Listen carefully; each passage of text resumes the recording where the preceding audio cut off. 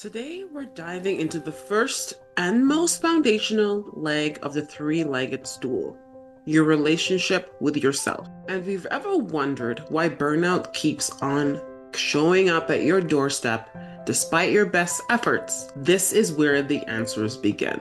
When I talk about your relationship with yourself, I'm talking about the beliefs you carry, the identity you've built, and the messages into how you see the world.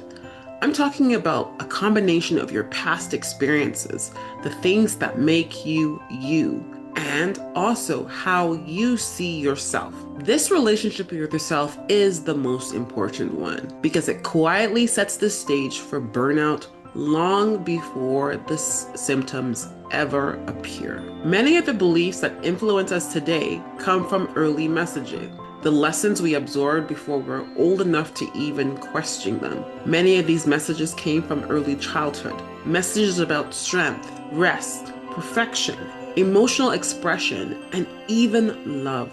You may not consciously repeat these messages, but they guide you. They guide your choices, your limitations, your beliefs about your world, and your expectations of yourself. And if these messages taught you to push through, ignore your feelings, minimize your needs, or make yourself small, that foundation of yourself becomes shaky over time. We all have blind spots, ways of coping, patterns we normalize, and wounds we tuck away because dealing with them makes us feel uncomfortable. And I often say this to my patients and my clients.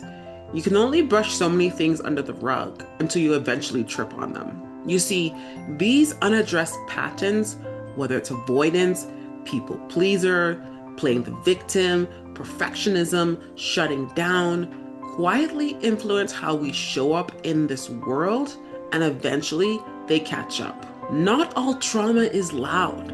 Sometimes it's subtle. The emotional tone of a home, inconsistency, pressure to perform, or a lack of validation.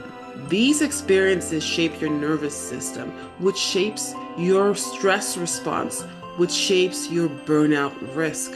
You may appear composed and high functioning, yet feel internally exhausted because the emotional load you've carried was never light to begin with. We all develop identities based on what once kept us safe or got us approval. The dependable one, the strong one, the peacemaker, the achiever. Though identities can be helpful, there comes a time when they are no longer. When you cling to an identity that no longer reflects who you are or what you need, burnout becomes more likely because you're living from expectations instead of alignment. At some point, we face a mirror moment, that quiet, sometimes uncomfortable realization that something in the relationship with ourselves needs attention. This moment isn't failure, it's an invitation. An invitation, a chance to rewrite beliefs, heal old messaging, and redefine what alignment looks like for you now. Honesty with yourself is one of the most powerful tools in preventing burnout. The truth doesn't judge, the truth doesn't punish, the truth reveals, and eventually that truth will set you free.